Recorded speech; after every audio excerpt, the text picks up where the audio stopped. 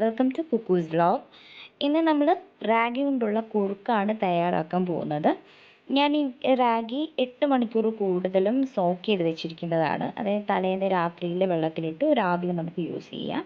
പിന്നെ നിങ്ങൾ റാഗി ക്ലീൻ ചെയ്യുമ്പം കുറഞ്ഞത് ഒരു 6-7 തവണയെങ്കിലും നന്നായിട്ട് കശക്കി വേണം ക്ലീൻ ചെയ്യാൻ. കാരണം ഇതിൽ ചെറിയ പൊടികളുണ്ടാവും നന്നായിട്ട്. അപ്പോൾ നിങ്ങൾ നന്നായിട്ട് കഴുകി വൃത്തിയാക്കി റാഗി എടുക്കുക.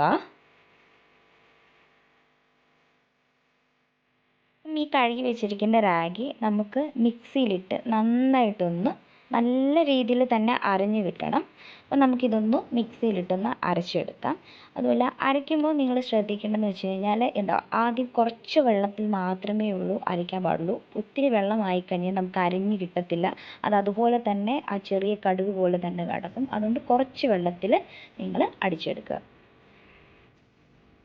കണ്ടോ, എനിക്കിപ്പോൾ ഇത് നന്നായിട്ട് അരഞ്ഞ് കിട്ടിയിട്ടുണ്ട്. ഇതുപോലെ നല്ല പേസ്റ്റ് രൂപത്തിൽ വേണം അരച്ചെടുക്കാൻ. ഇനി നമുക്കിത് അരിപ്പയിലേക്ക് അത് അരിച്ചെടുക്കാം. ഇതിപ്പോൾ അരിച്ചെടുത്ത റാഗിയാണ്, നമുക്ക് പാല് പോലെ തന്നെ കിട്ടും. നന്നായിട്ട് അരിച്ചെടുക്കണം. പിന്നെ ഞാൻ ഇവിടെ ഉപയോഗിക്കുന്ന പനങ്കൽക്കണ്ടമാണ്. കുഞ്ഞിന് പനങ്കൽക്കണ്ടമായിരിക്കും കുഞ്ഞുങ്ങൾക്ക് ഏറ്റവും നല്ലത്. കാരണം കഫക്കെട്ടിലൊന്നും ഉണ്ടാവില്ല. അപ്പോൾ ഈ പനങ്കണ്ടം അധികം മധുരമാകരുത്, കുറച്ച് മാത്രം ഇട്ട് വേണം നമുക്ക് ഈ റാഗിയിലിട്ട് നന്നായിട്ട് കുറുക്ക് രൂപത്തിൽ ആക്കി തന്നെ എടുക്കാം.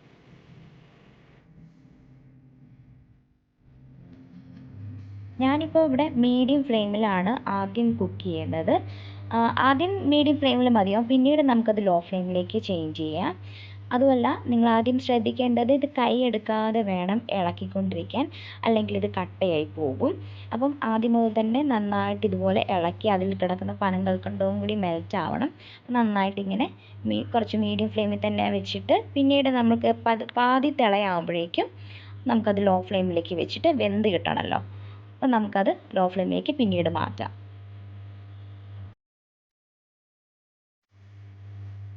കണ്ടോ, ഇതിപ്പം ഏകദേശം ഈ ഒരു കൺസിസ്റ്റൻസിയിലായിട്ടുണ്ട്.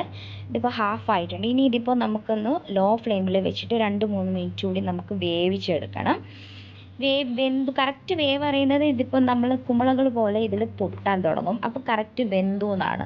ഏകദേശം എൻ്റെ ഇതിപ്പോൾ ചെറുതായി കുമ്പളകൾ വന്നു തുടങ്ങിയിട്ടുണ്ട്. ലോ ഫ്ലെയിമിൽ വെച്ച് തന്നെ ശ്രദ്ധിക്കണം. അതുമല്ല, കൈയെടുക്കാൻ പാടില്ല, നിങ്ങൾ ഇളക്കിക്കൊണ്ടിരിക്കണം. അല്ലാന്നുണ്ടെങ്കിൽ കട്ടയാകും, അടിക്ക് പിടിക്കാൻ ചാൻസ് ഉണ്ട്. നന്നായിട്ട് ഇളക്കുക. ഇപ്പോൾ ഏകദേശം വെന്തിട്ടുണ്ട് എൻ്റേത്. കണ്ടോ, കുമ്പളകളായിട്ട് പൊട്ടുന്നുണ്ട്. ഇത് ഏകദേശം വേവായിട്ടുണ്ട്. ഇനി നമുക്കങ്ങ് ഫ്ലെയിം ഓഫ് ചെയ്യാം.